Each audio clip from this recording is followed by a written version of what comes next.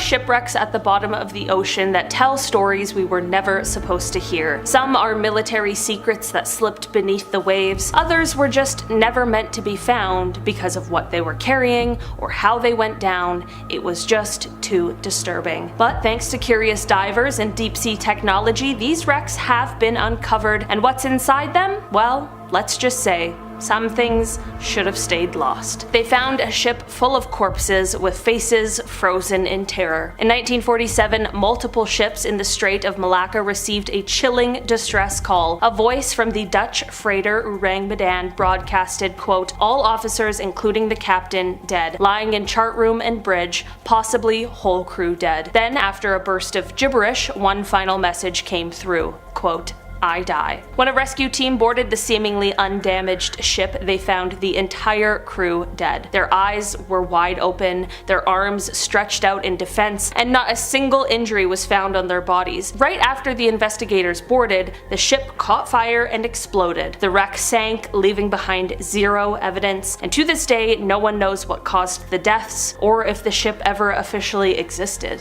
This ship vanished for over 170 years, and what they found inside was horrifying. The HMS Terror was part of the infamous Franklin expedition, a British mission to the Northwest Passage in 1845. It disappeared along with its sister ship, HMS Erebus. For decades, searchers found only bones and scattered camp remains, some with cut marks suggesting human consumption. But in 2016, the Terror was found perfectly preserved beneath the Arctic ice. Inside, explorers discovered intact china, boots still standing, and even unopened tins of food. It was like the crew had just vanished. The eeriest part? The captain's cabin was locked from the inside. Experts believe the crew became trapped in ice, then slowly succumbed to starvation, madness, and possibly something even darker. When the MV Joyita turned up weeks after vanishing, its entire crew was gone, but their belongings were still there. In 1955, the MV Joyita left Samoa with 25 people on board, and it never arrived. 5 weeks later, the boat was discovered adrift 600 miles off course. The radios were tuned to the distress frequency, the logbook, navigation equipment, and lifeboats were missing, but the crew's luggage, medical supplies, and cargo were untouched. There were no signs of struggle, no bodies, and no explanation. Theories have ranged from piracy to mutiny to alien abduction, but to this day, not one person from the Joyita has ever been found. This wreck sparked an international war over $500 million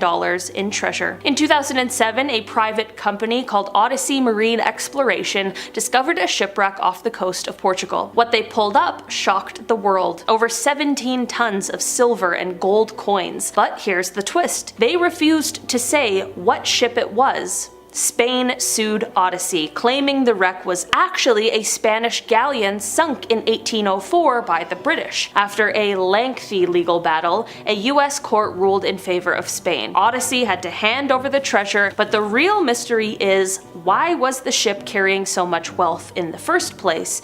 And, well, was it all there? What would you do if you found yourself caught in one of history's deadliest evacuations at sea? On January 30th, 1945, as World War II raged on, the MV Wilhelm Gustloff was pressed into service as an evacuation ship on the Baltic Sea. Originally built as a cruise liner, she was repurposed to transport refugees, wounded soldiers, and civilians desperate to escape the advancing Soviet forces. In a cruel twist of fate, a Soviet submarine torpedoed the vessel, and within minutes, the ship's modest hull was overwhelmed by icy waters. Despite being small compared to ocean liners of its day, the Gustloff carried nearly 10,000 souls, a staggering number considering the chaos unfolding on board. Many of those aboard were innocent families caught in the desperate scramble for survival, and this tragedy, often overlooked in the annals of wartime history, remains the deadliest maritime disaster disaster ever recorded, shrouded in mystery and the bitter realities of war. Ever wondered how a seemingly minor collision could ignite one of the deadliest disasters at sea?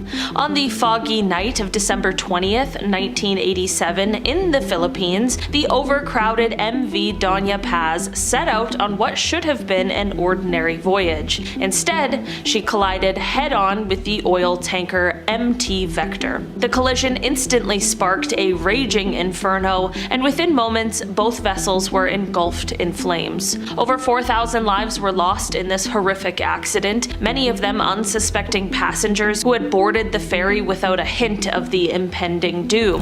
What makes this disaster even more chilling is the fact that the Dalia Paz was so overloaded that official records barely accounted for all of the people on board. Amid the chaos, rescue operations were rendered nearly impossible by the explosion's sheer intensity. The MV Dalia Paz disaster stands as a reminder of how neglecting safety measures and overcrowding can turn a routine journey into an unimaginable nightmare. Can you imagine a steamboat explosion on America's mighty rivers, claiming a death toll that outstripped the Titanic's? On April 27, 1865, the SS Sultana embarked on a journey along the Mississippi River, carrying soldiers returning home after the Civil War. Overcrowded far beyond her capacity, the vessel's boilers suddenly exploded without warning. In a flash, the ship was ripped apart and pandemonium ensued as passengers scrambled for safety in the rushing waters. The explosion claimed more than 1,800 lives, many of whom were young men who had already sacrificed so much on the battlefield. A lesser-known detail is that the SS Sultana's boiler design had been a ticking time bomb from the start, and warnings about overcrowding had been ignored in favor of profit. The catastrophic loss of life on that day not only devastated countless families, but also exposed the grave dangers inherent in early steam-powered travel, making the SS Sultana one of America's most under-discussed maritime tragedies. What happens when a grand ocean liner meets a hidden iceberg of misfortune in a narrow river? On the night of May 29, 1914, the RMS Empress of Ireland, celebrated for its elegance and modern amenities, was navigating the fog-laden St. Lawrence River. Without warning, the liner struck a submerged object that compromised its watertight compartments. Within a mere 15 minutes, the majestic vessel began to list uncontrollably, and panic spread among its passengers. Over 1,000 lives were lost in this swift disaster, a tragedy that unfolded far from the open ocean and in conditions that offered little room for escape. What makes this event particularly heartbreaking is that many of the passengers were caught completely off guard, enjoying a leisurely cruise before being thrust into a fight for survival. Though it never captured the global imagination like the Titanic did,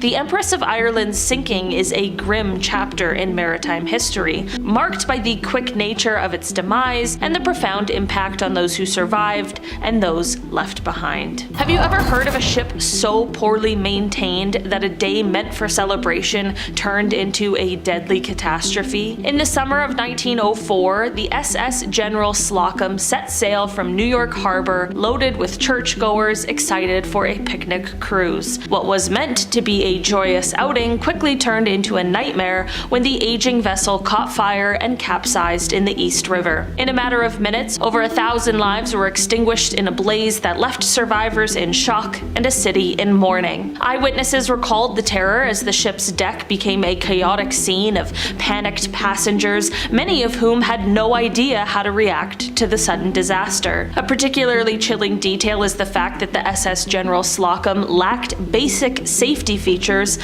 such as adequate lifeboats and proper emergency protocols, oversights that directly contributed to the scale of the tragedy. This disaster not only reshaped New York's maritime regulations, but also serves as a lasting testament to the importance of safety in an era of industrial progress. Our first story takes us to the Baltic Sea and to one of Sweden's most powerful warships. the Cronin. In 1676, during the Battle of Oland, the Cronin attempted a sharp turn while its gun ports were open. The ship capsized, gunpowder ignited, and the vessel exploded. More than 800 people passed within minutes. For centuries, the wreck was considered unrecoverable. Then, in 1980, divers found the ship sitting 30 meters below the surface, and what they discovered inside was as unsettling as it was historically valuable. Skeletons, hundreds of them. Many were partially articulated, some were found near cannons, others near collapsed beams. The mud and cold water preserved these remains so well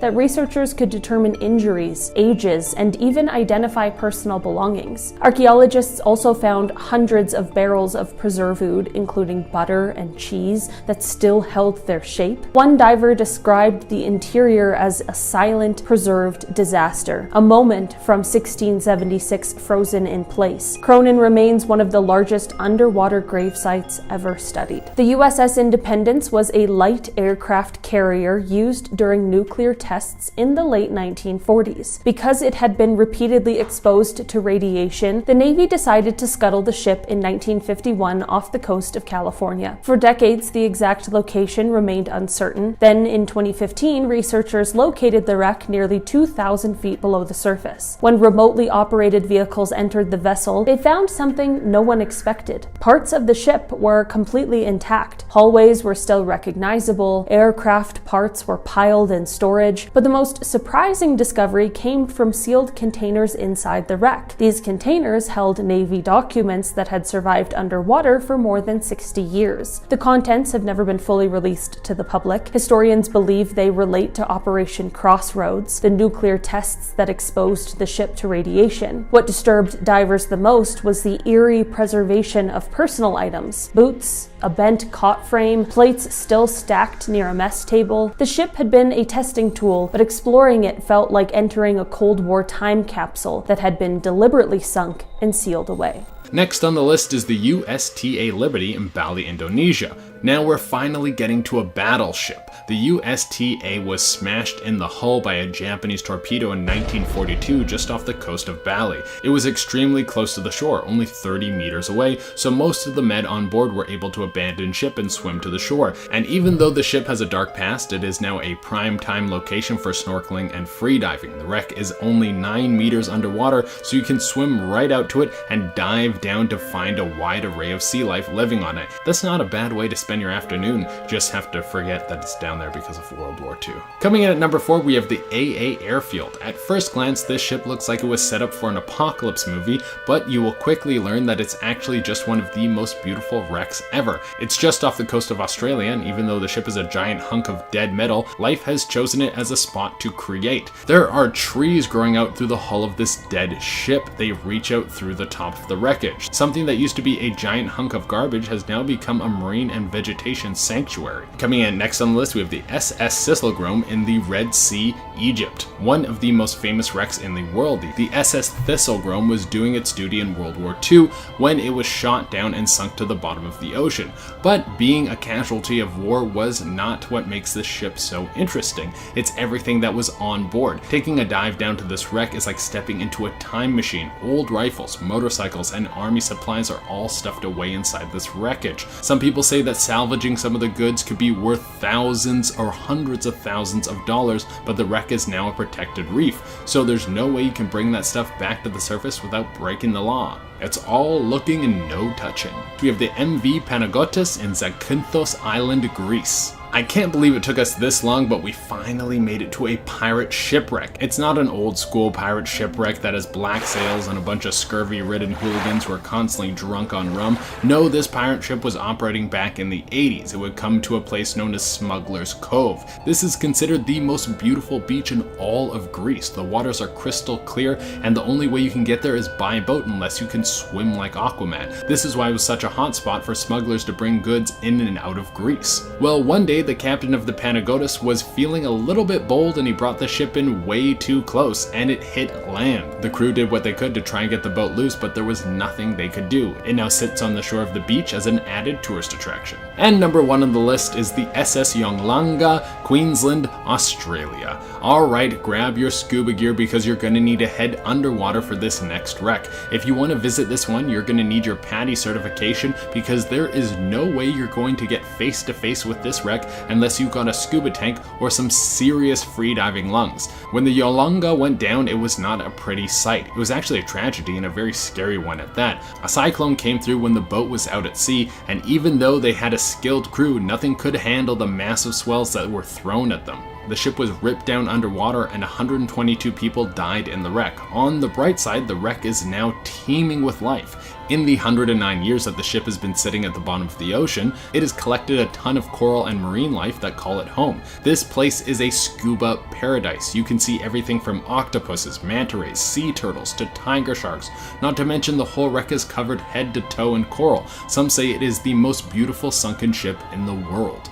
Alright everyone, that has been our list, and as promised I'm going to be doing some more pet shoutouts. Remember, if you want me to shout out your pet, you can hit me up on Instagram. I pick new pets each day, so if you don't get picked one day, you can message back another day. I usually pick who has messaged most recently, and if it takes me a little while to get back to you, I am very sorry. I have a lot of these to do, and without taking any longer, let's get into this list. First up, we have the big ol' English bulldog, Feisty. Then we have the hamster, Bruce. Next, we have Duke, who looks like he's a little bit cranky. Have the Mars, a Swedish warship that in its heyday would have been the biggest, most powerful vessel in the world.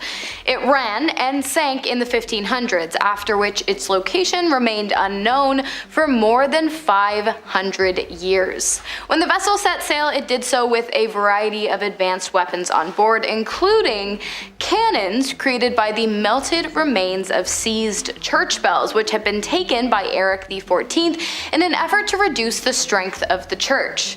Because of this sacrilegious act, the ship was deemed cursed, and when it sank 10 years later, in 1564, off of the coast of a Swedish island during a battle with the Danish forces, the curse proved to be true, I guess.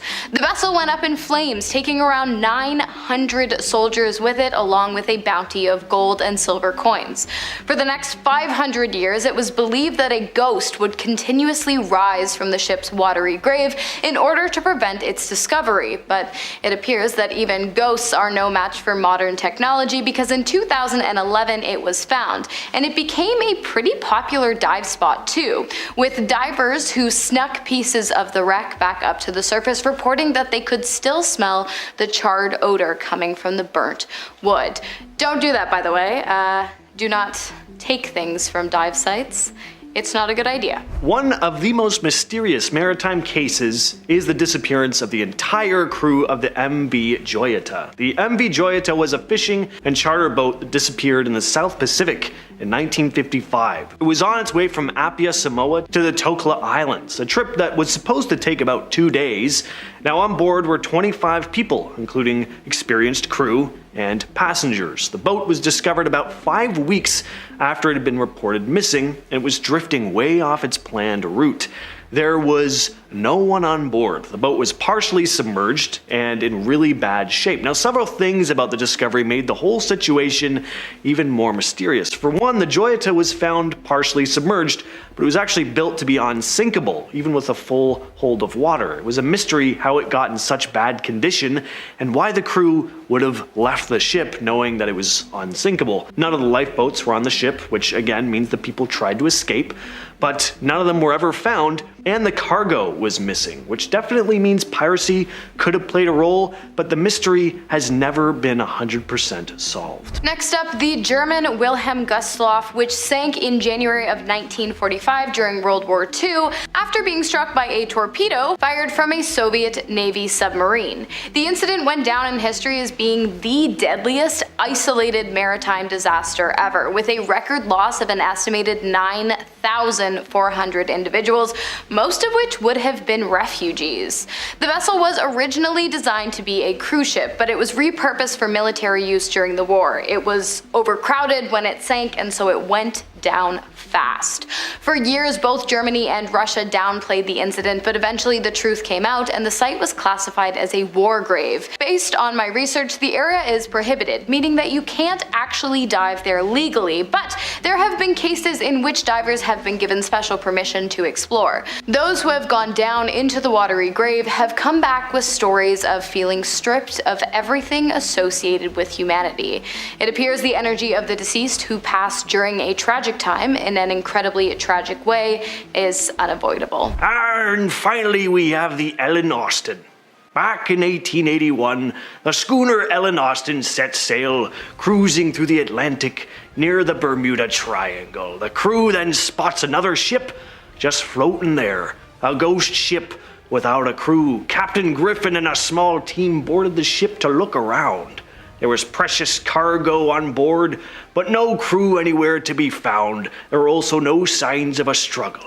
Being a good Samaritan, or maybe just curious was he, Griffin decided to tow this abandoned ship back to port. So tie a rope they did. They start the tow and everything seems fine until out of the blue, a thick fog rolls in. And when the fog clears, the ghost ship be gone, vanished into thin air. So the captain decides to shake it off and continue on their hardy way, but a few days later, the same ghost ship be back. So they decide to give it another shot. They tie the ships together and once again, the mysterious fog rolls in. When it lifts, the ghost ship gone again. On Monday, August 18th, around 4 a.m., a fisherman witnessed a massive flare light up the night sky off the coast of Sicily. When he went out to see where the distress call was coming from, all he found were cushions and floating planks of wood. He later learned that the distress signal had come from the luxury Bayesian super yacht owned by British millionaire Mike Lynch, who was celebrating winning a 12-year legal battle in which he was accused of fraud. While it was initially believed that the yacht sank in a mere 16 minutes due to sudden bad weather, authorities have begun to think that there is more to the story, and furthermore, that foul play might be involved. Out of the 22 people aboard the vessel, 12 passengers and 10 crew were able to make it onto lifeboats and were later rescued by a nearby sailing boat. The remaining, including Mike Lynch and his lawyer, Chris Marvolia, along with Lynch's daughter Hannah, Ricardo Thomas, Morgan Stanley, and Jonathan Bloomer, perished in the wreck. The investigation of exactly why the ship went down and how it all happened so quickly is still ongoing. While some claim the ship's captain, James Cutfield, to have been driving recklessly at the time the ship sank, the trade union Nautilus, which represents seafarers and captains, said any attempt to question his conduct without the full facts is not only unfair, but also harmful to the process of uncovering the truth and learning any lessons from this tragedy. To make matters even more questionable, just days before the yacht disaster in Italy, Mike Lynch's co-defendant, Stephen Chamberlain, was killed after being hit by a car while running in Cambridgeshire. Officers are urging eyewitnesses to come forward in relation to the incident involving Chamberlain so that they may also determine whether or not foul play was involved in his death. As of right now, there are no plans for the two investigations to intertwine, but as new evidence comes to light, it's entirely possible that they will. Coming in at our number 8 spot, the SS Valencia. On January 22nd, 1906, the Valencia was en route from San Francisco to Seattle when suddenly it snagged on a submerged reef on the southwest coast of Vancouver Island. Tragically, many of the rescuers were thwarted by the jagged, uncharted rocks and fierce storm, and many lifeboats capsized in the rolling waters. So for the next 36 hours, passengers clung to the deck while rescuers attempted to get them to safety, until a giant wave swept 99 out of the 137 passengers out to sea in a disastrous shock. Ever since the tragic incident, reports of strange occurrences, including ghostly apparitions and eerie sounds, have been linked to the cursed shipwreck. But most disturbing are the claims from sailors on the west coast of Vancouver Island who've reported seeing a phantom ship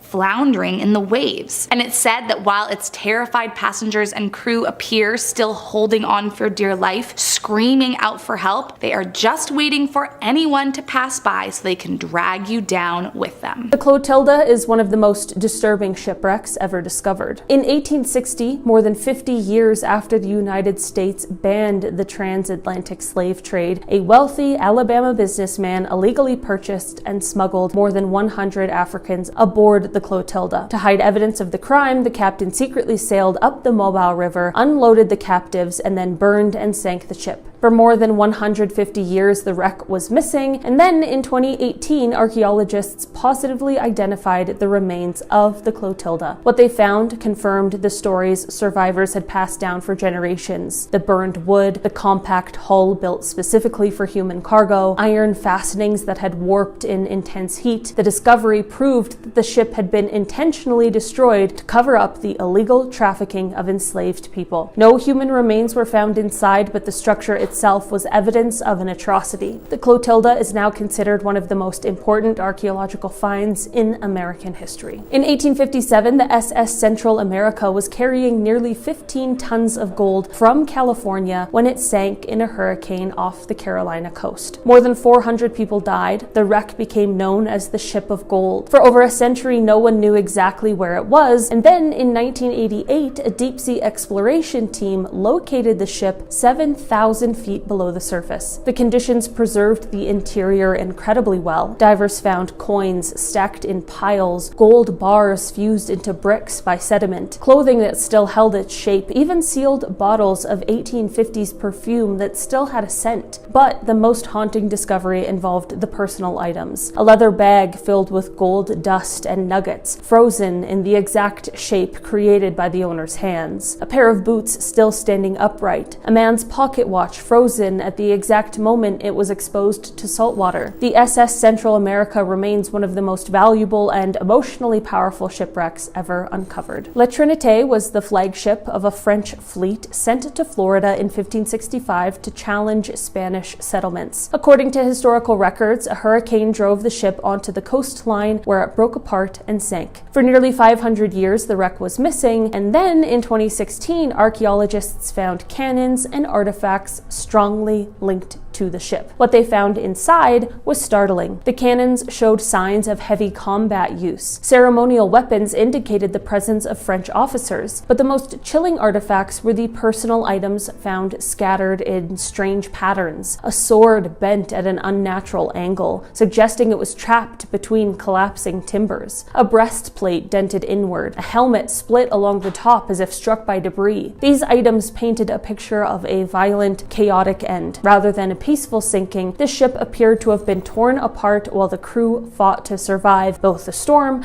and the wreck itself. The site is now protected as a grave for the men who died here. Blackbeard, one of the most feared pirates in history, captured a French slave ship in 1717 and renamed it the Queen Anne's Revenge. It became his flagship. A year later, it ran aground near Beaufort, North Carolina. When archaeologists began recovering the wreck in the late 1990s and early 2000s, they found a wide range of items that revealed the true nature of Blackbeard's operations. Weapons were everywhere: cannons, musket parts, grenades, and even makeshift explosives. Medical tools suggested that the ship's surgeon performed amputations and other emergency procedures. A pewter syringe was found that may have been used for treating infections, but the most disturbing finds were lengths of rope and restraints that hinted at prisoners being held on board. Combined with the ship's history as a former slave vessel, the artifacts suggest that Queen Anne's Revenge was a place where violence was common and often brutal. For historians, the wreck validated centuries of stories passed down about Blackbeard's cruelty. In 1941, the SS Gare Sapa, a British cargo ship carrying tons of tea, iron, and more than 2,000 bars of silver, was torpedoed by a German U-boat in the North Atlantic. The ship sank in icy water more than 3 miles deep. Most of the crew died trying to escape in lifeboats, and only one survivor ever made it home. In 2011, a deep-sea exploration company located the wreck and began recovery operations. What they found inside was astonishing. Much of the silver was still intact. The ship's cargo hold looked almost untouched, but the most eerie discovery came from the interior stairways. Disturbances in the sediment and the position of collapsed metal suggested that several crew members tried to move through the ship in absolute darkness as it was sinking. Personal items recovered from the wreck, including a shattered pocket watch and fragments of clothing, supported the idea that men were trapped inside during the final moments. The silver recovery was the largest in world history, but for many researchers, it was the evidence of human struggle inside the wreck that left the biggest impact. In our number 5 spot today, we have the Joseph Stalin. The Joseph Stalin was of course a Soviet passenger ship that was converted to carry troops during the Second World War. This ship was very important to Soviet forces as it was used in 1941 in the evacuation of Tallinn and was later used to evacuate the Soviet naval base in Hanko, Finland. Just after this evacuation, on December 3rd, 1941, the ship ended up entering the Gulf of Finland where it encountered 3 German mines. This led to the crew scrambling around to try and fix up the damage that the mines had caused. While they were distracted by this, Finnish forces ended up spotting the ship and saw an opportunity to strike. This led to the ammunition that was on board the Soviet ship to detonate, which ended up taking the lives of 3,849 out of the 5,589 who were on board. Those who didn't lose their lives in this incident ended up being captured and held as prisoners of war by the German forces. In our number 4 spot today, we have the SS Cap Arcona. This ship was a German luxury ocean liner that was launched in 1927. But by the time the mid-1940s rolled around, however, like many other ships on this list, this one was put to use to help in the country's war efforts. This time, this ship was converted into a prison ship. In April of 1945, with the advance of the British Army, prisoners being held at concentration camps were being loaded onto ships, and the Cap Arcona was one of them. On May 3rd, 1945, with more than 6,000 people on board, the ship was attacked by the British Air Force. The prisoners on board were being held below deck at the time, and the ship was not marked with any sort of red cross, so unfortunately those in the British Air Force did not realize that the ship was filled with prisoners at the time. The ship capsized but did not sink entirely, but still this wreck caused somewhere around 5,000 deaths. In our number 3 spot today, we have the HMS Armenia. This was a Soviet passenger ship that was first launched in November of 1928, and she had a maximum capacity of 980 passengers. During the Second World War, this ship was put to use by transporting troops, and from October 9th, 1941, the ship was used to evacuate soldiers, workers, and materials from Odessa. In November of 1941, there was the invasion of German troops that led to an extreme rush to evacuate the hospitals in the city of Sevastopol, and the Armenia was repurposed again into a hospital ship. This led to about 4,000 wounded people and medical personnel from 11 different hospitals being loaded onto the ship to set sail towards Yalta. Once there, another 1,000 passengers were loaded onto the ship in a rush, none of which were officially recorded. On November 7th, the ship was attacked by a German Heinkel HE-111,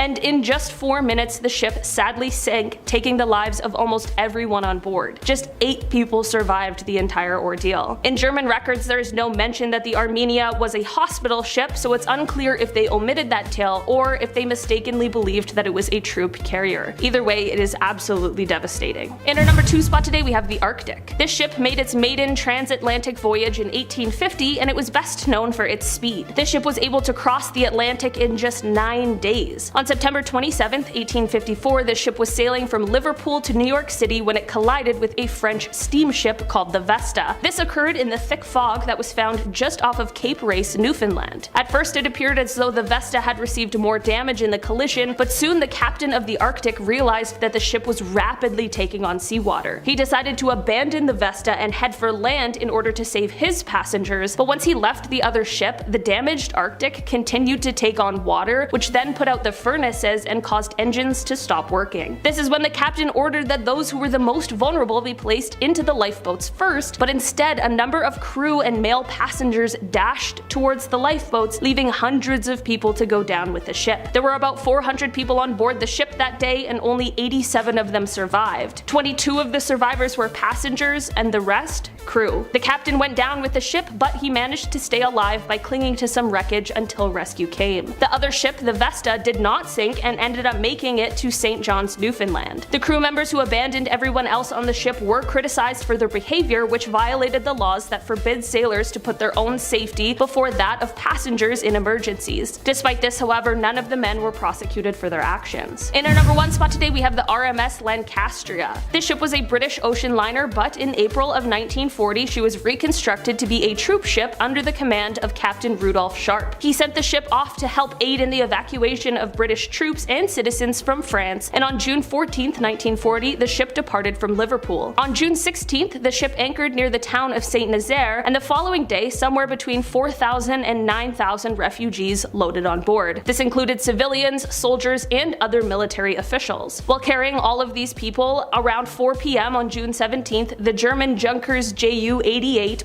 the ship, which caused it to capsize and sink in an extremely fast 20 minutes. This caused over 1,400 tons of fuel to leak into the water, some parts catching fire, and while there were 2,477 survivors, no one is quite sure how many people lost their lives. This is because it was obviously a hectic rescue mission that had people rushing aboard. No one is quite sure just how many people were on board before the attack happened. It is thought that somewhere from 4,000 to 6,500 people might have lost their lives during this, which is truly a terrifying number. Starting off our list today, we have the SS Kamloops, which comes equipped with ghosts and a real live floating corpse. Going by the nickname Old Whitey, the corpse is that of a crewman who worked on the vessel back in the 1920s. On December 6th of 1927, in the middle of a violent storm, the Kamloops was last seen afloat, coated in a thick sheet of ice. When the ship went down, some crew members managed to escape and make their way back to the shores of Isle Royale, but they died shortly after due to either hypothermia or wolf attack. Those who were unable to escape the ship went down into the depths of Lake Superior. Due to the cold temperatures of the water and the fact that there is relatively minimal marine life hanging out at the bottom of the lake, much of what sank in the ship remained with it. Leather shoes, clothing, jewelry, and of course, Old Whitey. Many divers who have visited the wreck have even reported the preserved corpse following them around the ship as though it were alive, and in some instances, divers have said that it even reached out and touched them while they were passing through the interior of the vessel.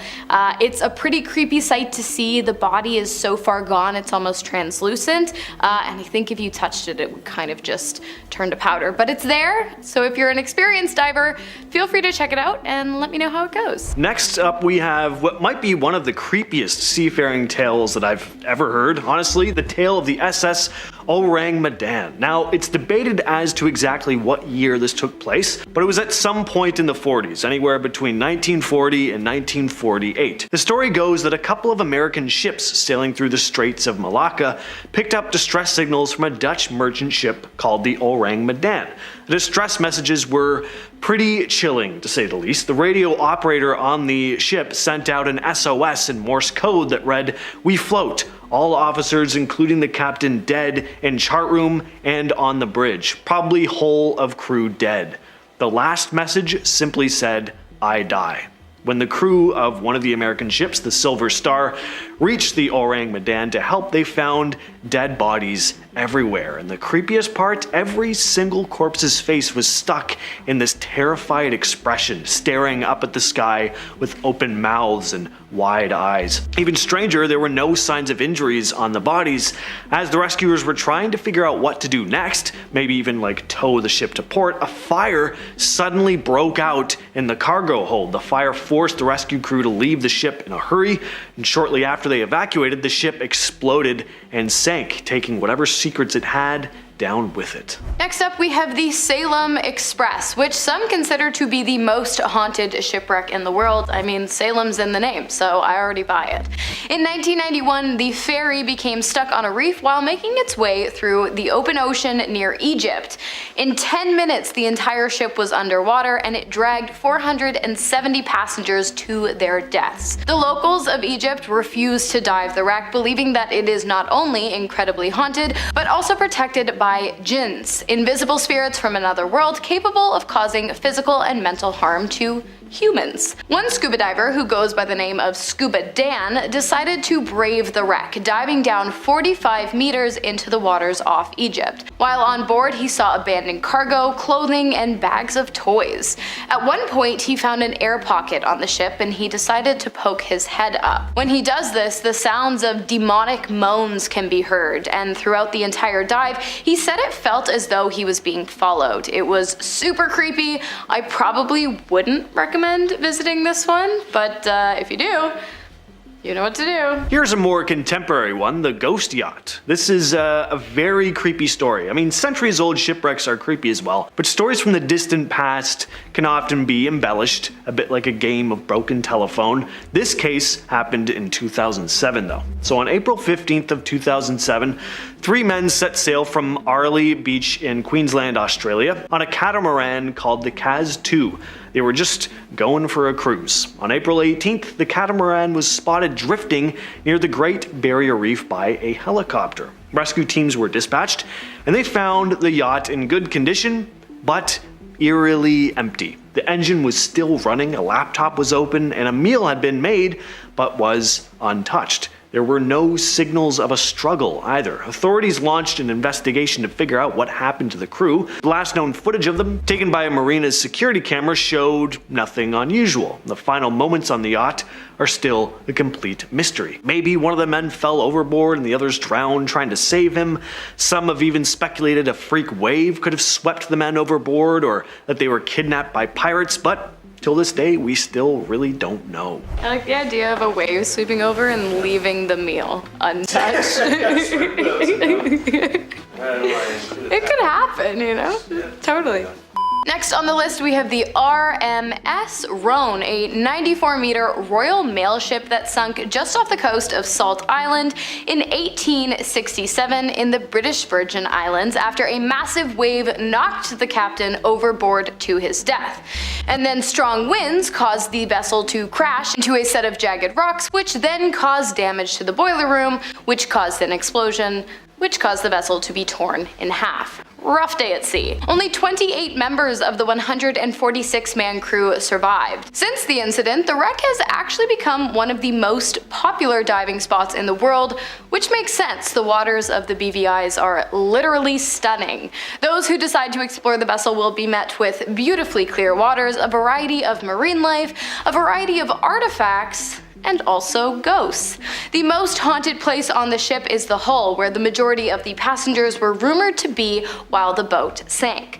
Divers have reported hearing groans and screams while exploring this area, as well as having their shoulders touched despite having no one near them at the time. And many divers have claimed that while ascending back to the surface, they have seen people frantically swimming after them below, desperate for air, but when the divers go back down to help, all of a sudden these swimmers disappear into thin air, or water, I guess. Next up, we have the eerie discovery of the Octavius. So this three-masted schooner had left England in 1761 on a journey somewhere to the east. Now, they managed to reach their destination, but on their return journey in 1762, they decided to take a chance sailing through the Northwest Passage.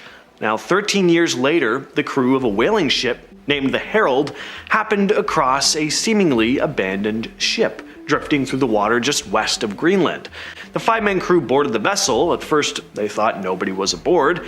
It wasn't until they reached the lower decks, though, that they discovered the remains of the crew who had been floating aimlessly for over a decade. The harsh cold had frozen their bodies solid, making them pretty well preserved, and the captain was found sitting at his desk. His pen was actually still in his hand. He'd just had written 13 years ago his final log in November of 1762. In 1545, during a battle between England and France, the Mary Rose suddenly capsized in the Solent. Witnesses watched it sink almost instantly. Around 500 men were trapped inside, and when the wreck was raised in 1982, it became one of the most significant maritime recoveries in history. What archaeologists found inside was both extraordinary and unsettling. Hundreds of personal items were still exactly where sailors had left them. Wooden bowls neatly stacked, dice on the floor, shoes lined up near hammocks, a surgeon's full medical kit including bone saws and ointments sat open as if someone had been mid-procedure. The most disturbing find was the arrangement of human remains. Many skeletons were discovered tangled in narrow passageways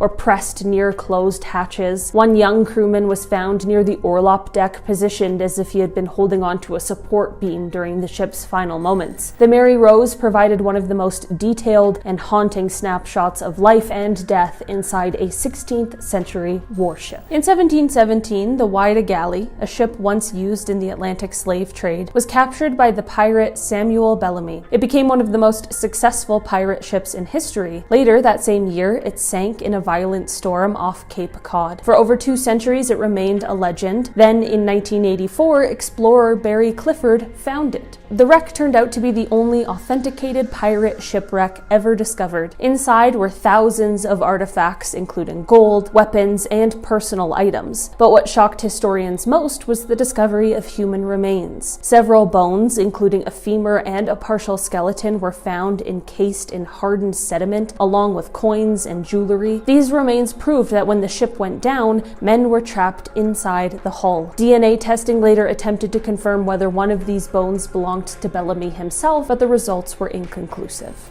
In 1628, the Swedish warship Vasa set sail on its maiden voyage. It traveled barely 1,500 meters before a gust of wind hit, the ship leaned, water rushed in, and the vessel sank right in Stockholm harbor. Because the water was cold and brackish, the ship remained astonishingly intact. When the Vasa was raised in 1961, it looked almost new. But the things found inside were a chilling reminder of how quickly it went down. Several crew members were discovered inside the hull, including the skeleton of a young woman, believed to have been on board without authorization. Researchers also found the remains of a dog that had traveled with the crew. Many skeletons showed signs of sudden drowning. Thousands of personal items were preserved, bags filled with coins, belts, clothing with visible stitching, even food scraps. The Vasa is one of the most complete 17th century shipwrecks ever recovered, and the presence of both people and animals inside paints a clear picture of the ship's final seconds. What would you do if you were on a ferry that sank in the blink of an eye, trapping nearly 2,000 souls in a watery grave? On September 26, 2002, the MV La Jula,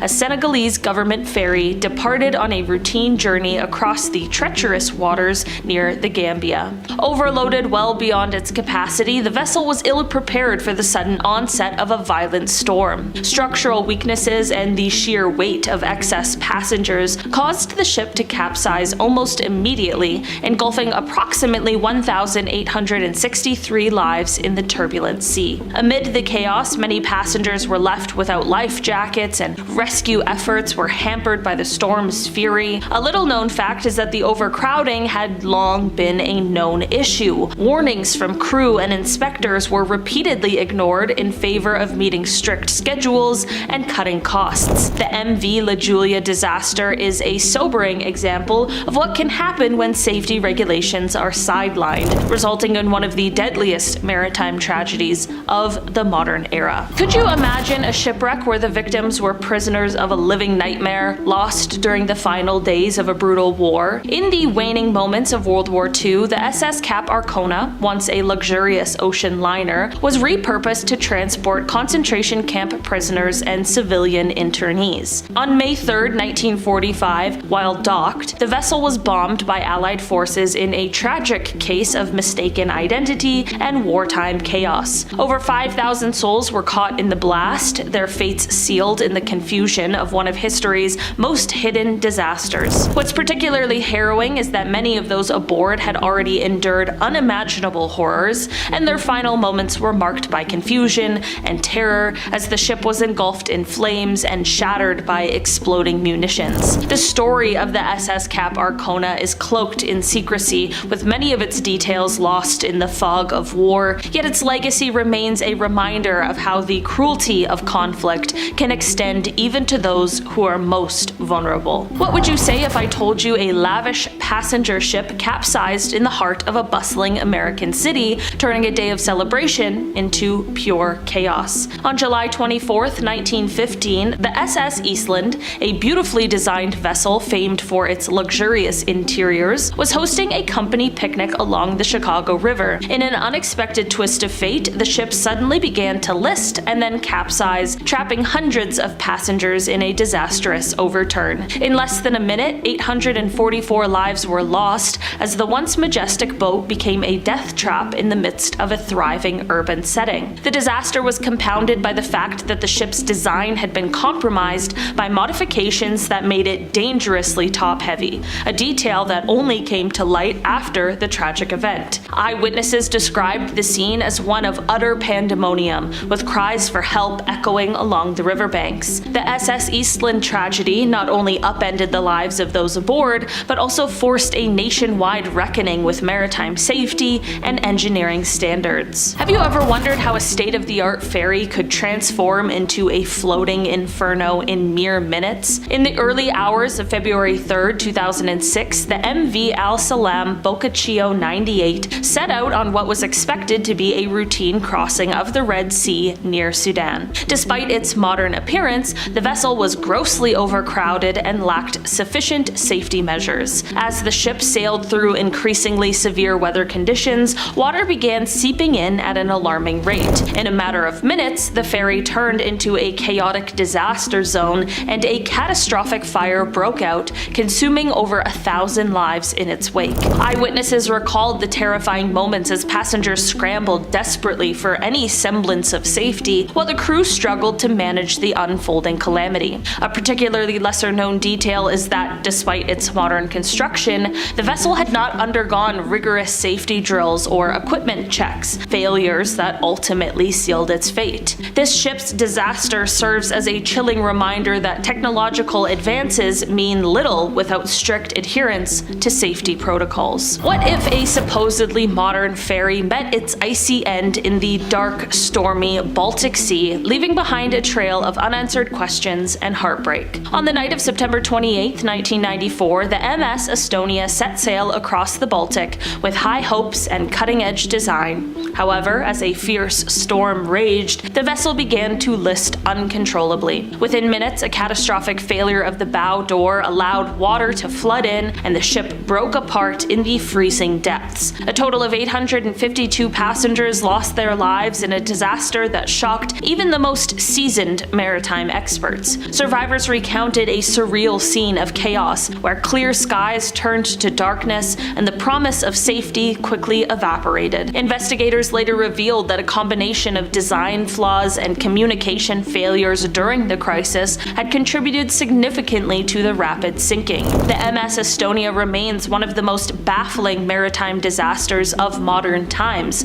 a stark testament to how even the most advanced ships can fall victim to nature's fury when proper safeguards fail. In our number 6 spot today, we have the SS Kianya. On December 4th, 1948, this ship was carrying thousands of passengers who were fleeing Shanghai due to the advancing People's Liberation Army. On this day, the official number of passengers was said to be 2,150, which was already almost double its capacity rate, but it said that several thousand more people crowded onto the ship before it left the docks. I mean, this makes a lot of sense. It's weighing the risk of packing onto this boat versus staying in the situation you're currently trying to flee. As the ship got to the mouth of the Huangpu River, it is believed that it may have struck some sort of World War II era mine or something like that because it just exploded. Rescuers were also unaware of the explosion for hours, which only made the situation worse. Somewhere around 700 passengers were rescued, but this meant that a number estimated to be from 2,750 to as many as 4,000 people lost their lives in this explosion and the subsequent sinking of the ship.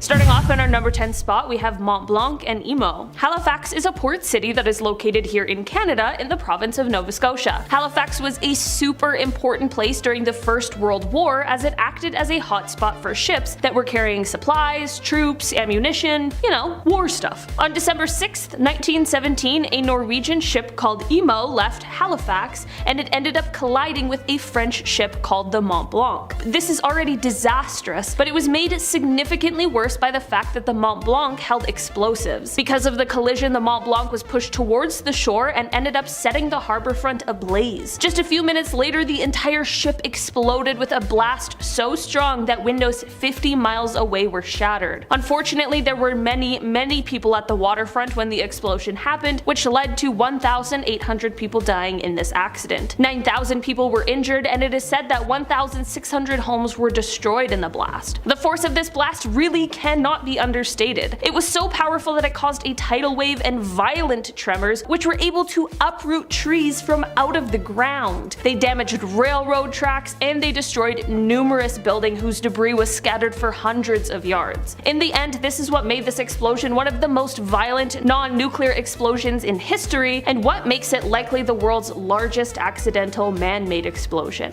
In our number 9 spot today, we have the Toya Maru. This ship was a Japanese train ferry that was out to sea in between the islands of Hokkaido and Honshu in 1954 when it was struck by Typhoon Marie. The captain tried to ride it out and attempted to anchor the ship in place, but the winds were so strong that it broke free. Seawater began pouring into the engine compartment, which then caused the steam engine to quit running sprang, and the ferry was then completely uncontrollable. The captain continued to try whatever he could to get the ship to safety, and he even tried to beach the ship, but unfortunately the waves were just too powerful. After being tossed around in the waves and battered by the water, and after all the rain and strong winds, the ship ended up capsizing and sinking. In the end, 1,163 people lost their lives in this disaster, including 35 American soldiers who were members of the US Army's 1st Cavalry Division Artillery. The Toya Maru wasn't the only ship sunk in this storm, as Typhoon Marie also sank 4 other ferries as well. In our number 8 spot today, we have the Taiping steamer.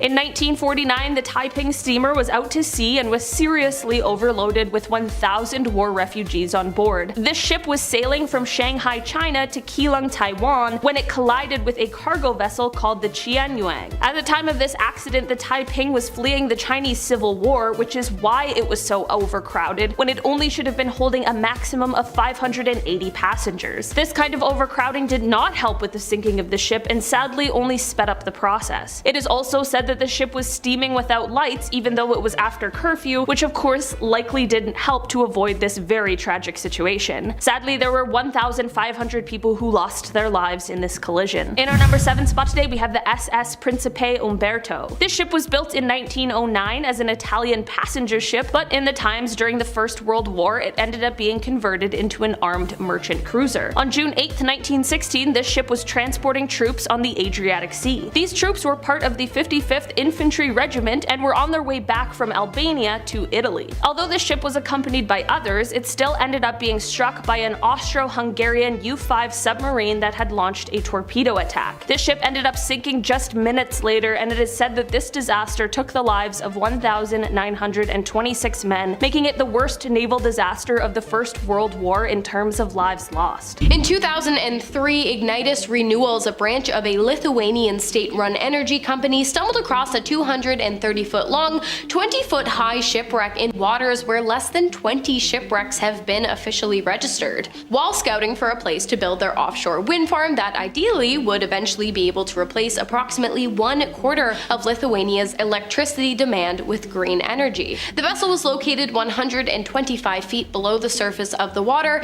in a portion of the Baltic Sea that had, until Ignitis Renewables came along, never really been studied. After the company published their findings, Lithuanian officials admitted that they had not been aware of the wreck prior to its recent discovery. The company then went on to confirm that no records of the sunken ship had previously been marked in any national databases. They also stated that further historical and archaeological research would be valuable for the country's scientific community and historians in regards to the wreck. Since the discovery, Ignitis Renewables has handed the investigation of the origins of the ship over to experts who will hopefully be able to provide some more details in the near future. In June of this year, 2024, researchers discovered a 3,300-year-old ship at the bottom of the Mediterranean Sea. The astonishing find was made 90 kilometers, approximately 56 miles from the shore, at a depth of 1.8 kilometers, about 1.1 miles. Aboard the ship were hundreds of intact jars or urns. The remains of the ancient vessel were found during an environmental survey of the seabed by a London-owned natural gas production company, the head of which, Karnit Bahartim, was quoted saying that during the survey, an unusual sight of what seemed to be a large cluster of urns was discovered, a sensational discovery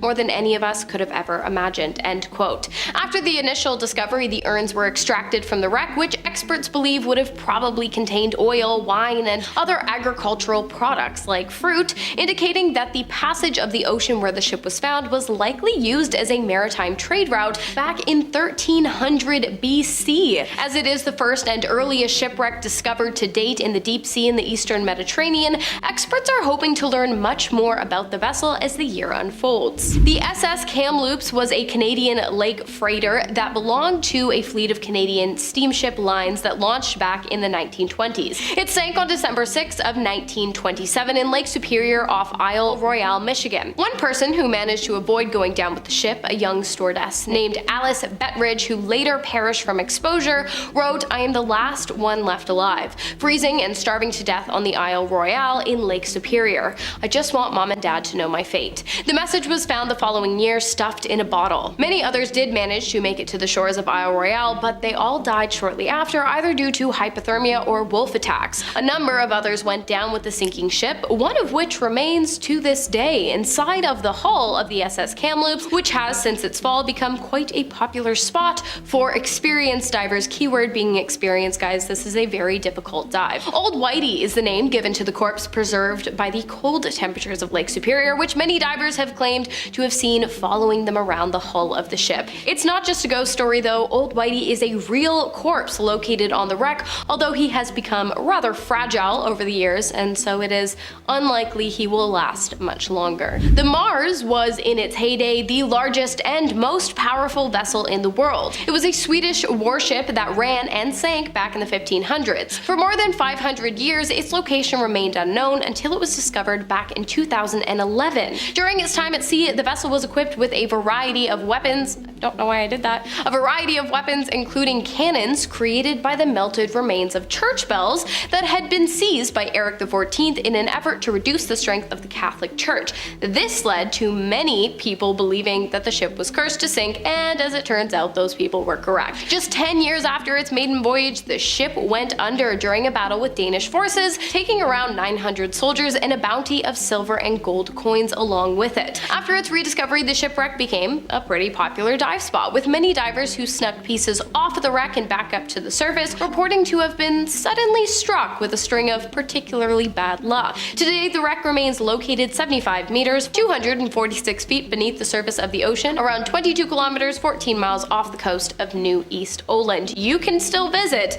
but I certainly don't recommend taking anything. The USS Samuel B. Roberts was a John C. Butler class destroyer escort for the United States Navy that was active during the Second World War. The ship went down on October 25th of 1944 after being hit by 3 shells fired from the Japanese battleship Congo, which tore a 12-mile, 40-foot long and 3-mile, 10-foot wide hole in the port side of the ship's aft engine room. It took the ship a total of 30 minutes to sink. 90 crew members perished either inside of the ship or alongside it in the vast waters of the Philippine Sea. For years, the exact location of the wreck remained unknown until the ship was rediscovered on June 22nd of 2022 at a depth of, bear with me, 6,895 meters, 22,621 feet, making it the deepest wreck ever to be identified to date. The wreck was discovered by Victor Vescovo, a Texas businessman who came across the abandoned vessel in his 2-man submarine, The Limiting Factor. After the discovery, Vescovo was quoted describing the battle that ended in the ship's relocation from above to below the ocean, saying, "It was just an extraordinary act of heroism. Those men on both sides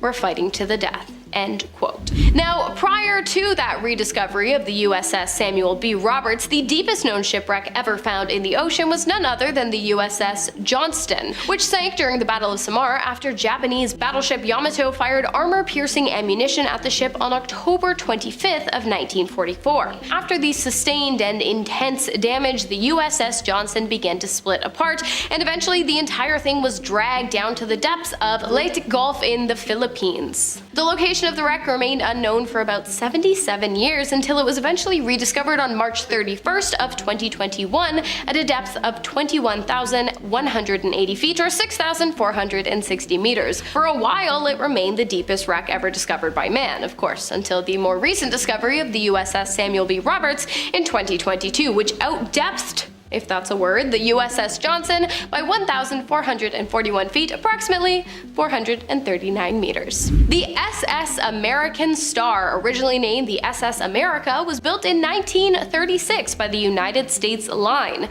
For the next 23 years, the vessel served as one of the fastest passenger ships on the ocean. During the Second World War, the ship was used as a Navy vessel and was renamed the USS West Point. In 1946, it once again became a passenger ship until it was sold in 1964 to the Chandris Group, which renamed it Australis. In 1978, the vessel was sold to Venture Cruises, which renamed the ship America, but later that year it was seized by the United States and sold at auction, repurchased again by the Chandris Group, who refitted the ship and renamed it to Italis. However, 2 years later, in 1980, it was sold to Intercommerce Corporation, who renamed the vessel SS Noga and began renovating it to become a prison ship. However, shortly after renovations began, it was sold to Silver Moon Ferries and renamed, yet again, Alfordos. Eventually, the ship began experiencing mechanical problems and it was sold for scrapping, but In 1993, the ship was saved from scrapping by a company with plans to refit the ship into the hotel. It was then given its final name, the American Star, and it was towed to Trinidad for renovation. Except it never made it to Trinidad because a thunderstorm and low tides caused the vessel to run aground and break in two.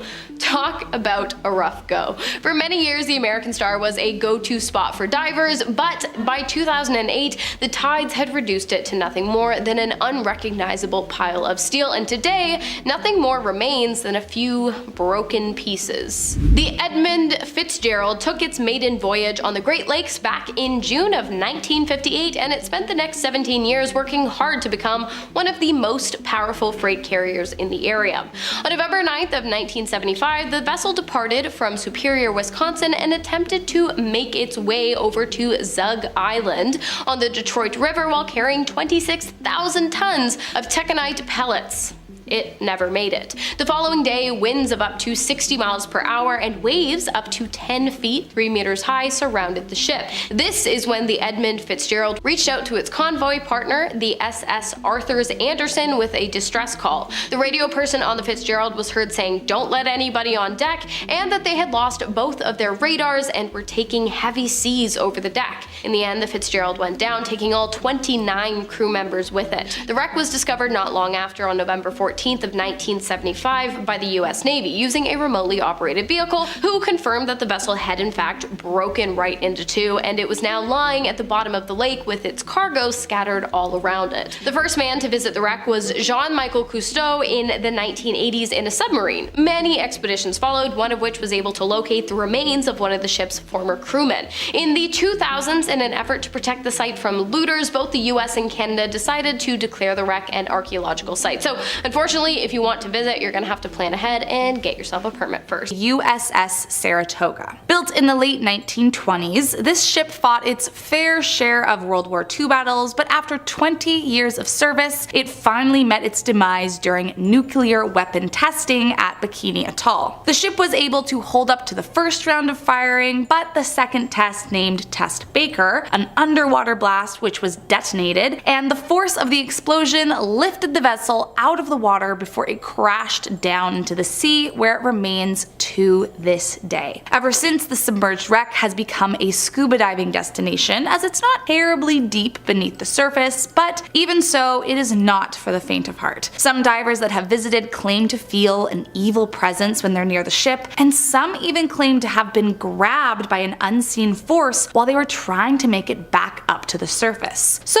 on the off chance, if you do decide to take a dive, don't say I didn't warn you. Coming in at number 9, the oldest recorded wreckage. When it comes to cursed and terrifying things, usually the older it is, the creepier. And I have to say that this ship is no exception. So the world's oldest known shipwreck has been discovered sitting at the bottom of the Black Sea, and it's estimated that the ship has been in the same spot for roughly 2,400 years, which is wild. Now, I think that the creepiest part of all of this is that we have no real backstory about how this ship ended up here, what happened in its final moments before it sank to the bottom of the ocean, or how many people went down with it. So while we may never know exactly what went down all those years ago, one thing we do know is that there is a dark and sinister energy surrounding the ship that should not be messed with. You never know what kind of ancient curse could accidentally be uncovered if you aren't careful. In our number 6 spot today, we have the Yamato. This ship was a Japanese battleship that served in the Second World War.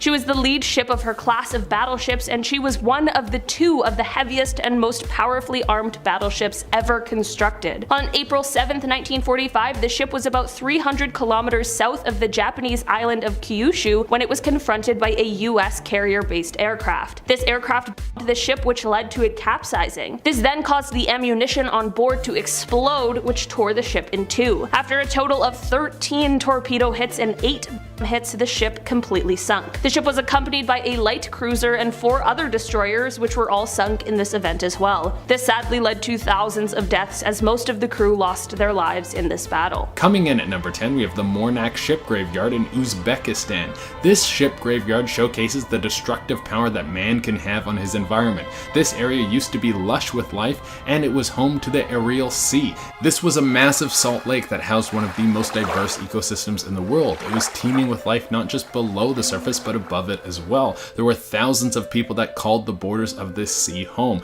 It was where people would fish and live. An entire industry was built around this lake. But when the government wanted to use the waters to expand the agriculture influence in the area, they started to funnel water out of the lake through the man-made rivers, and slowly but surely they shrank down the sea and the salt levels skyrocketed. It was eventually too salty for anything to live in the lake. Eventually everything died off and everyone who used to live around there had to find other means of survival. Now the whole area is a desert that houses the rusted remains of ships that once traveled the Ariel Sea. Coming in at number 9, we have Miss World Discoverer Solomon Island. This is the worst nightmare for every single retired person who loves to spend their time going on cruises. In the 70s, the Miss World Discoverer was working as a cruise ship, and while swooping by the Solomon Island, the captain made a huge mistake. He came too close to the island shore and hit a massive rock which pierced through the hull of the ship. So what happened to the 2,000 people that were on board the ship? Well, they were all eaten by sharks, and now the place is called the Shark Graveyard. I'm just kidding, that didn't actually happen at all. Actually, not a single person died. Everyone on board managed to make it to the lifeboats. They made it to the shore of the island, and then the island had an operating ferry for tourists to visit. This was all very convenient. So it took a few trips, but they were all able to make it home safely. Coming in at number 8, we have the Mediterranean Sky in Greece. Let's go over to a massive cruise liner that was built all the way back in the 50s. I'm not sure how long a boat is good for, but it would weird me out knowing that you're setting sail on something that is older than my parents. I think when I'm putting my faith in something that's supposed to take me across the ocean, I want to make sure that the blueprints have the latest updates. But even though this ship had a long career, it never saw any problems. The reason that it became a wreck was actually due to lack of use. It was sitting in a Greek harbor for over 2 years, and then one day the ship started to take on water. I don't know if you guys know this about boats, but that is very bad. Well, the owners of the boat didn't have the means to fix it, but they also didn't want to lose it to the murky depths of Davy Jones' locker. So they managed to get the boat to some shallow waters and they got it stuck on land. It stayed there for a time until the boat broke open, and then it was laid there as a wreck. It's now a tourist attraction. I'm kind of realizing that going to see a giant shipwreck is like going to check out a big piece of garbage, but I still want to go for some reason. Coming in at number 7, we have the Bessie White from Fire Island, New York. That sounds like the most brutal place to be shipwrecked. Fire Island? It sounds like there would be an active volcano there and a bunch of locals there that want to tie you up and take you to the mouth of the volcano so they can sacrifice you. But it turns out it's actually a pretty peaceful place. The Bessie White was an old schooner that was mainly used to haul coal throughout America. It's a tough job, but someone's got to do it. The ship crashed off the coast of the island in the 20s, and a pretty penny worth of coal was lost to the world, and I bet a bunch of people were fired that day. You don't make a 6-figure mistake and then just walk into work the next day like nothing happened. For a long time, the boat was gone to the world, but the changing shorelines revealed where it was left. You can go visit the boat whenever you want, but you just have to make it to Fire Island. So that might be a pass for me. Next on the list, we have the SS Mahale on Fraser Island, Australia. This ship was originally a Navy ship, but it came in contact with a very intense cyclone, and now it sits on the shore of Fraser Island. The metal skeleton sits on the beach and looks just as dangerous as it is. Some people think that it would be a good idea to climb and enter the wreckage, and many of them learn quickly that there's nothing in there but pain. Many people have hurt themselves in the wreckage of the ship trying to get too close for photo ops or the perfect selfie. And it doesn't help that Fraser Island is already known for being dangerous from the aggressive wildlife that lives on the island. So if you go there for a visit, try not to draw blood while you explore. You don't want a pack of dingoes to be the last thing you see. This luxury liner went down in one of the strangest maritime collisions ever. The Andrea Doria was an Italian ocean liner, one of the most glamorous of its time. But in 1956, just a day from arriving in New York, it collided with the Swedish ship Stockholm. Even though both had radar, the Andrea Doria sank slowly but still claimed 46 lives. Divers who explored the wreck years later described eerie scenes: chandeliers still hanging, toys floating in cabins, and wine bottles perfectly intact. Strangers still, the collision should have been avoidable. Both captains claim they saw the other ship, but just misjudged the situation. Some even suspect that miscommunication wasn't the only thing to blame. This World War II German sub was supposed to be at the bottom of the ocean, but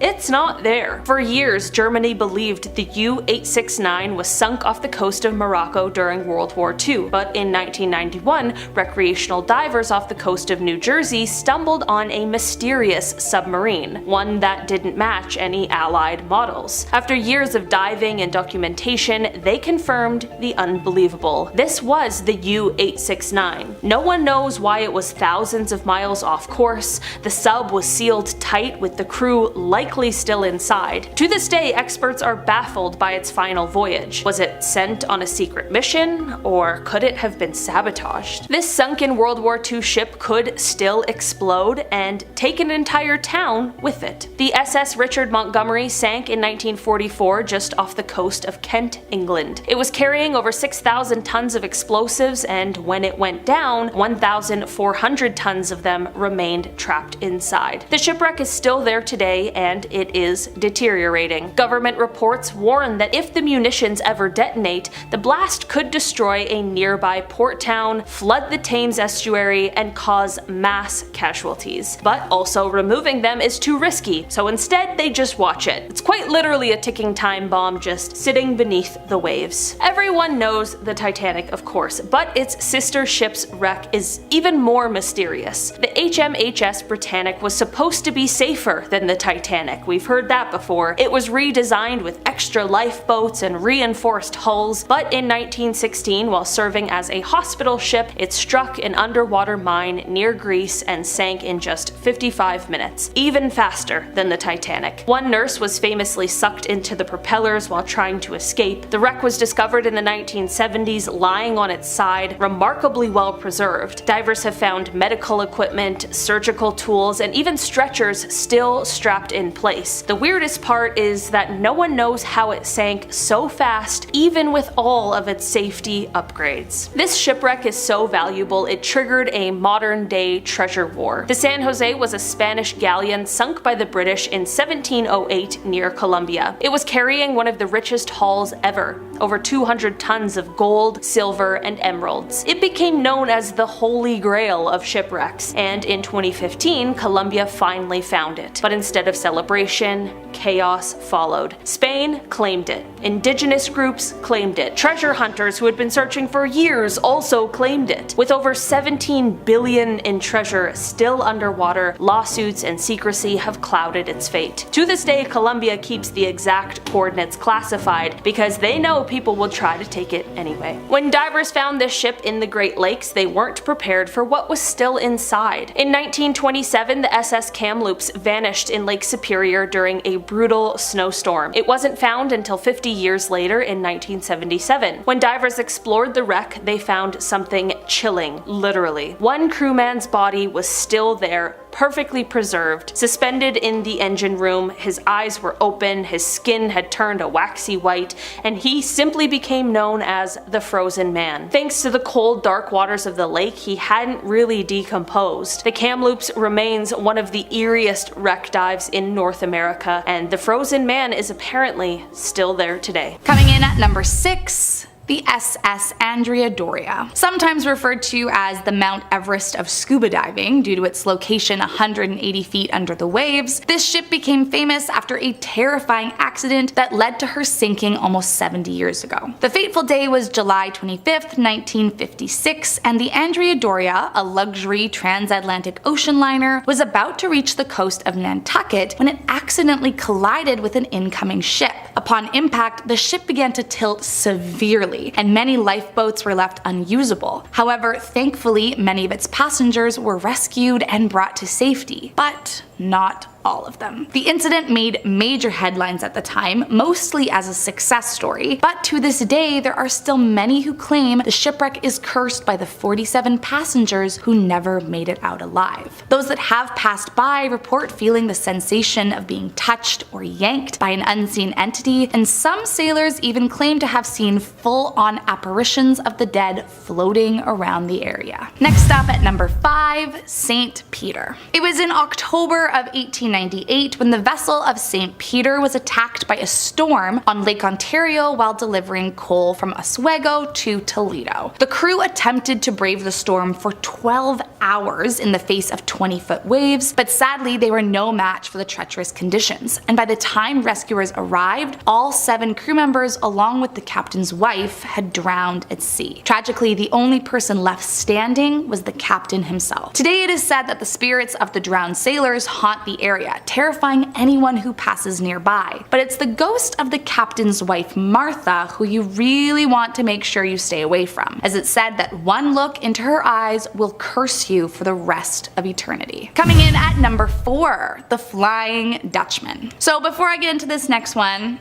I have to be honest and say that this is more of a legend than an actual confirmed shipwreck, but it's terrifying nonetheless, and who's to say it can't be real? First noted in the late 18th century, the first accounts of the legend of the Flying Dutchman describe the apparition in connection with the crew of a Dutch ship lost off the Cape of Good Hope in a storm, perhaps as punishment for some kind of horrible crime. But as time went on, sightings continued. King George V described seeing a ship glowing with a strange red light off the coast of Australia in 1881. Then in March of 1939, about a dozen people claimed to see the vessel off the coast of South Africa. And during World War II, German Admiral Karl Donitz said that members of the crew of one of his U-boats had seen the Dutchman while patrolling off Cape Town. But what exactly were the terrifying sightings, you ask? Well, some reports mention a crew of skeletons dancing in the rigging, while others warn that the ship has the ability to lure other vessels into the rocks, as supposedly the captain is jealous of other ships who might pass the Cape and will do everything in his power to prevent them by ensuring their death in a storm. Coming in at number 3, RMS Rhone. Reportedly one of the most haunted wrecks in history, the tales about the RMS Rhone are about as disturbing as you can imagine. In October of 1867, while traveling through the Caribbean, the captain saw an unexpected storm ahead. Now initially, he was not concerned as it was well past hurricane season, and he even accepted passengers from another smaller ship to be transferred, as the Rhone was regarded as unsinkable. But of course, the story doesn't stop there. The skies became gray and the storm hit the ship, but it wasn't until the clouds cleared that the captain realized how wrong he had been. He was in the eye of the hurricane. In an effort to keep the now hysterical passengers safe, he ordered they be tied to their bunks. But as it turns out, he couldn't have made a worse decision. Soon a giant wave came crashing over the ship, sending it flying for the rocks and allowing seawater to rush in and fill the hot boiler room. The result was a massive explosion that ripped the ship in two. And since nearly all the passengers were tied down, the incident cost an estimated 250 people their lives. These days, those that have visited the area complain of frightening moans and groans coming from the wreck, and some divers claim that they've been grabbed by something only to turn around and there be nothing near them in sight. Coming in at number 2, the SS Emperor. The SS Emperor was the largest ever Canadian-built ship at the time of her launching in 1910. But from the time of her launch, the Emperor suffered from bad luck, which remained the case until its eventual sinking in 1947. On its last day, the Emperor left Thunder Bay with a cargo of iron ore, and the captain gave control of the ship to his first mate, who had overseen loading the ship earlier that day. Now, some say it was fatigue of being overworked, while others claim there was some kind evil spirit afoot already, but the ship ran aground at around 4 in the morning and sank within 30 minutes, killing 12 people, including the captain and the first mate. Ever since, divers claim to have seen evil spirits like the ghosts of the Emperor's perished crew members still at work. Some have even reported hearing the voices chant "die, die, die" as they chase you back to the surface. And last up in our number 1 spot, the Alkimos. Once a Greek-owned merchant ship that became stranded along the Western Australian coast, the Alkimos wreck has long been revered as a spooky and even cursed location. Reports include apparitions of a small dog in the engine room, footsteps on ladders when no one's there, a human figure in rubber boots, nicknamed Harry, and Morse key clatters in the unoccupied radio room. But those are a far cry from the real dangers it holds. One curse has to do with the legend that the welders were sealed between the hulls of the ship when it was still under construction, and that their angry, vengeful spirits haunt the wreck seeking out revenge. But the scariest spirit is the mysterious crew member who killed a radio operator on board before taking his own life. It's said his full apparition can be seen wandering around the wreck, and legend has it that anyone who gets too close to the ship will be possessed by his evil spirit and forced to commit the same crime that sent him to his death. So, unless you have an exorcist on speed dial, then this is probably not the place for you.